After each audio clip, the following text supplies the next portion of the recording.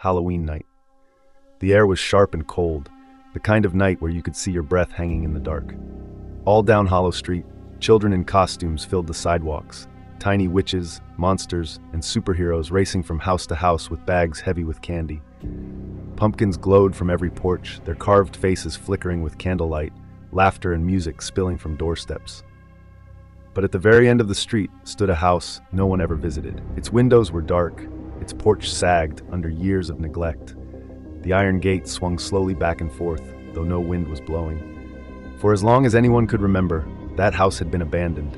Parents told their children to stay away, whispering that it wasn't safe, not because it would collapse, but because something waited inside. Still, curiosity grows in October. That night, a group of teenagers dared each other to go inside. They were dressed for the holiday. A vampire, a scarecrow, a clown, masks hiding their nerves behind laughter. One of them rattled the gate, another pushed open the warped front door. The strange thing was, the door wasn't locked. It opened with ease, creaking as if it had been waiting for someone to finally return. Inside, the air was thick with dust and something else, a faint smell of burnt wood, as though a fire in the hearth had gone out just hours before. The chandelier above was draped in cobwebs, the wallpaper peeled in curling strips. But the strangest sight of all was the decor. The walls were still dressed for Halloween. Paper skeletons, brittle and yellowed with age, clung to the corners. A bowl of candy sat on the table, the wrappers faded, the chocolate inside hardened to stone. It was as if the house had been frozen in time, as if the Halloween decorations had been waiting decades for trick-or-treaters to return. As they stepped deeper inside, the floor groaned. The sound echoed through the house, carrying upstairs.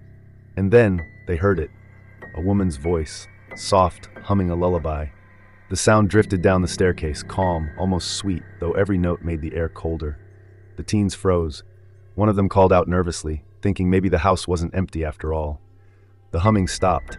Then slow footsteps creaked across the floor above. The group tried to run for the door, but it slammed shut before they reached it. The chandelier flickered to life, its bulbs buzzing, casting harsh light across the room. The shadows on the walls bent and stretched unnaturally, twisting into shapes that didn't belong to any of them.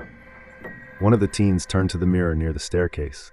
Its glass was thick with dust, but in its reflection, they saw something that wasn't in the room, a woman. She stood just behind them, her face hidden behind a cracked and peeling Halloween mask. Her body was draped in a tattered dress, lace frayed and stained. Her eyes were hollow, glowing faintly from within, and her smile, it stretched too far, teeth too sharp, as though the mask had grown into her skin. She whispered, her voice cutting colder than the October night. "I've been waiting. It's been so long since I've had guests." The teens screamed, but the house swallowed the sound. Neighbors later claimed they heard nothing unusual. They said the house had been silent all night. But when morning came, every jack-o'-lantern on Hollow Street burned brighter than before. Even the ones that had gone out were lit again, their carved grins stretched wider than anyone remembered. The house itself looked the same as it always had. Empty, abandoned, the candy bowl still sitting in the front hall. But those who claimed to look through the dusty windows swore they saw something impossible. The bowl was no longer empty. Fresh candy sat inside, chocolate bars wrapped in bright orange foil, waiting for the next trick-or-treater to come. And the shadows in the hall moved when no one was there. Over the years, stories grew. Some say the house belonged to a woman who loved Halloween more than anything. She hosted parties every October, handing out candy, decorating the halls, and filling the house with laughter. But one Halloween night, a fire broke out. The guests never made it out. Others believe the house itself is cursed, that every decade it awakens, calling for new visitors to replace the ones who never left. But no matter which story is true, one thing is certain. If you step inside the house on Hollow Street on Halloween night, you will never come back. And by morning, the jack-o'-lanterns will be burning again.